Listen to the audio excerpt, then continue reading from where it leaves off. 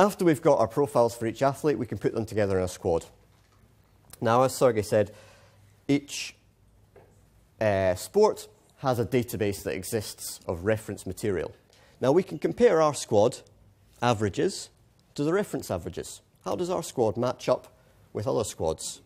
And we can see, for example, the Scottish hockey girls team, ladies team I should say I suppose, Scottish hockey ladies team have greater muscle tone down their lower limb posterior chain than the reference data. Now the reason for that, we think, is because they do put a lot of emphasis in the strength and conditioning into targeting hamstrings, plantar flexors, because there's been a history within that squad over the previous years of injuries to hamstrings and plantar flexors. So a targeted decision was made to really train those muscles, really focus on those from a strength and conditioning standpoint, and that then ties in, and makes sense that those muscles will be tighter than the reference values. So we're quite happy with that. It may be that we look at the reference values and see that our squad is disparate in some other way, and that then becomes a question we need to answer. Why is that happening? Is that desirable? Now, what's great, once we've got our squad averages, we can get new athletes coming into the program. We can assess them straight away. Some of these athletes are coming in aged 17, 18. They've never seen a gym in their life. They've never done any structured S&C work. They've done training for their specific sport. They've done skill work, but they've never actually worked on strength, conditioning, physiological changes. So we can see where they fit in relative to our squad, where we want them to be, and what changes we need to try and implement to put them up to the level that we want. So we can almost create a template for what we think is our ideal athlete in that sport, and we can mould new athletes coming into the program to try and target the key muscles to move them towards that template. Now, what's more challenging is when you have an athlete who's been involved in the system for a number of years, perhaps their late 20s, 30s, they've been training for a long, long time, and they're very different from your template for your ideal athlete. And the question then becomes, do we want to try and change them into an ideal athlete? They might already be very, very successful. Could making those changes at that stage in their career potentially be stepping them backwards in order to step them forwards? Do they have time in their career to step backwards in order to step forwards? So judgment calls have to be made depending on the individual, depending on where they are in their career, depending on what their training history is.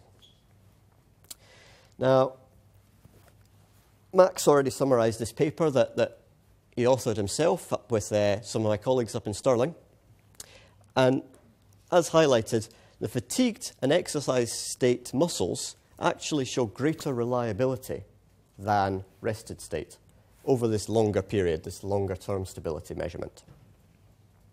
So most of the measurements we do with athletes are in an exercise state. It's very rare that any of our athletes actually have long periods where they haven't done any training and they're well rested. So picking them up after training is probably more beneficial than picking them up before training, because we're going to get more stable measurements. But still, there's going to be a bit of variation, a bit of variety. So how do we combat that? Well, in our profiling stage, we don't just do one measurement. We get a measurement in the muscle, left and right side. We measure it again. We measure it again. And we can see the reliability of that particular individual for that particular muscle. In this case, with swimming, what we did was 3 measurements and 3 consecutive weeks. So we got them the same time of day on the same day of the week to try and keep everything as similar as possible.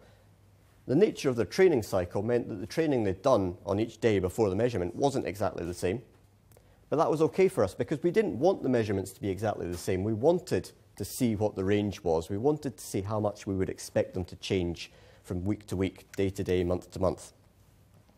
We got this across all our muscles, and you can see quite clearly that some are very, very stable. Vastus lateralis here, nice stability, not a lot going on there. Gastric medialis, a little bit more variation. Bicep femoris, huge variation. Down here, latissimus dorsi, actually generally very stable, but for some reason, one of the measurements showed quite a bit of change. What happened on that day? Were they injured? Were they carrying some kind of knock? Was there a specific action done in the training that targeted that particular muscle? Okay, these are the kind of questions to answer when building up our athlete profile. But once we get these measurements, we get an idea of the variability of each individual, we can then take it and work out what our normal range might be expected to be. So we take the mean of our 3, could be more, could be 4, could be 5, could be an infinite number of measurements. We take our mean, and then we work out a range. And what we've used for the range, because we found that it gives us an appropriate sized range, is the coefficient of variation, which is sometimes referred to as the relative standard deviation. Okay? So that gives us a range which is not so small that they're constantly shifting outside it, and not so wide that even when they're extremely fatigued, they're still within their normal range.